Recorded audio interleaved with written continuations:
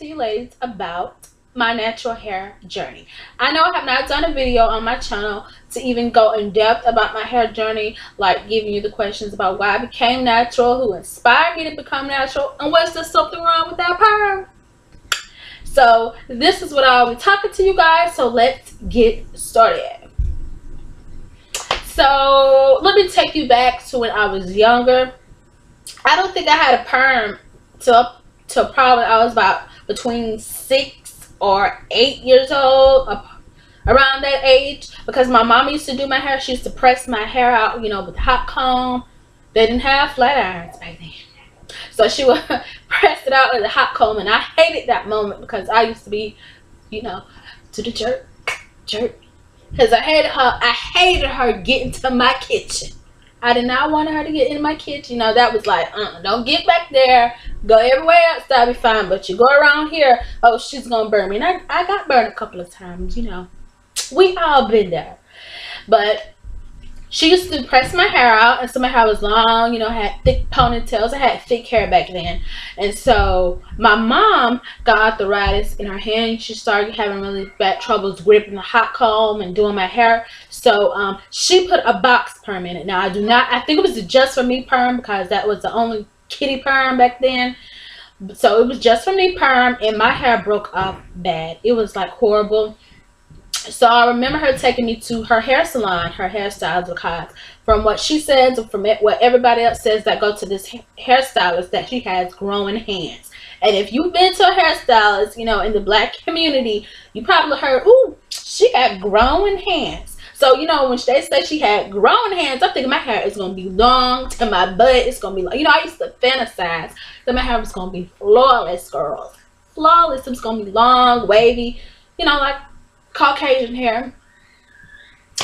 But yeah, so I started going to her, you know, and it started, you know, growing back. It started getting back thicker and longer. My hair never really got past my shoulders, so when I was relaxed. So, you know, it started getting back thicker and longer.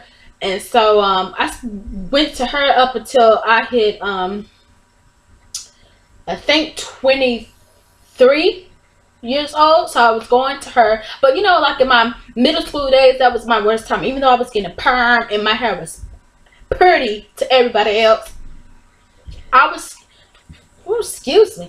insecure about my own self. So people did talk about me, that said I had beads in the back of my hair, like my kitchen was like horrible to them.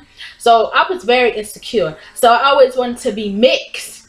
Now, before you guys judge me, before you even judge, I was in 8th grade, so I didn't know that African-American women, us black women, can have curly hair. So I thought if I was mixed, I could have curly hair. So I used to pray and ask God to make me mixed so I can have curly hair. I don't have to worry about these beads no more. And I don't have to have nobody talk about me, and I could be cute. But, you know, I never changed my color, you know, and I'm glad I did, because now I see the beauty in myself. But yeah, so I thought the only mixed girls could have curly hair. So back in the 8th grade, that was like my worst year ever. So I always was interested in hair, but I didn't know. I just like, you know, doing it, but I didn't know how to grow it. I didn't know how to get it healthy, how to make it grow, and what your hair needs. You know, because I took cosmetology in 10th, 11th grade, but they only taught you how to cut, color, perm. I never heard of natural hair back then. I even my 2 friends, they were twins, they had natural hair, and they didn't get perms. And I just said, why you don't get perms? Your hair looks nappy. But back then I didn't know they were natural. I knew they just didn't have perms, but I didn't know it was called natural hair. So I did have bad perms. And then I remember when I was, I think was 22 years old, 21 or 22, I wanted to get color. I wanted to get honey highlights, and I got my sister to color my hair, and my hair fell off. She bleached my hair. I don't know if she left it on long, or my hair was very fragile at that time. It broke off so bad. It was about that long. On my whole head was about that long of hair. It broke off so bad, and I remember crying, like, oh God, I would never color my hair again. This is a horrible experience. I was embarrassed to go anywhere because of how my hair looked. So I was like, I need to do something to, you know, help my hair grow back. So that is when I started looking on how to grow your hair back. And then that's when I came across Hair Lisa about your healthy hair journey. And then that's when I probably found out about YouTube, when I got really interested in my hair, about trying to make it grow longer. I wasn't thinking about healthy. I just wanted to grow long. I just wanted my length back. So that's when I went on YouTube, and that's when I saw You Love Max. So she was my very first inspiration about getting my hair healthy, relaxed hair. Healthy, long, relaxed hair was You Love Max. So You Love Max, if you see this, thank you, boo. Thank you, because you were my very first inspiration. So I started watching her, Atia, F. Rogan, and some other girls. I can't even remember their names, but those are only three that I remember, you know, that helped me through my journey. And watching their videos really inspired me. Okay, they're black, 100% black. There's no mix like everybody said, oh, you must be mixed to have long hair.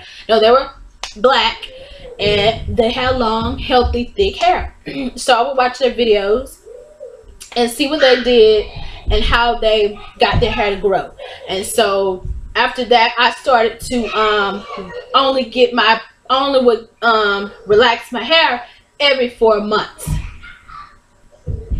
So that was like between 16 to 18 weeks. So every 4 months I would relax my hair, and I would use the Organic Root Stimulators perm, and I would follow like You Love Max regimen. Like I would wear my hair straight for 1 week, and after that week I would do updos like buns and stuff like that, braid outs.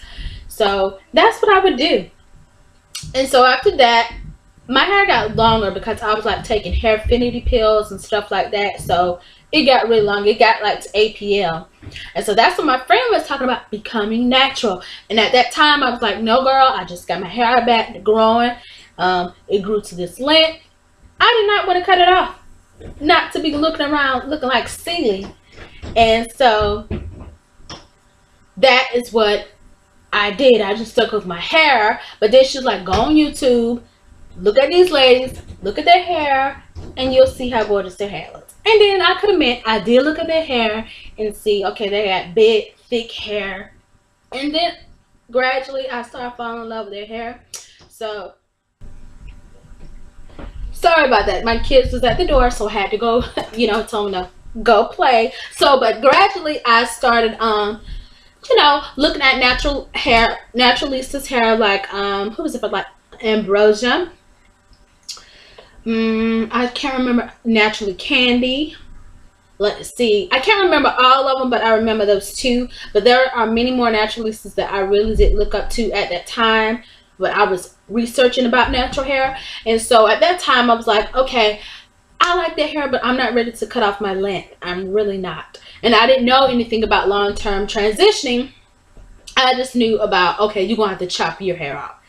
So my friend was like, well, you can long-term transition. So I was like, okay, if I want to go natural, I'll do a long-term transition because I'm not ready to cut off my length.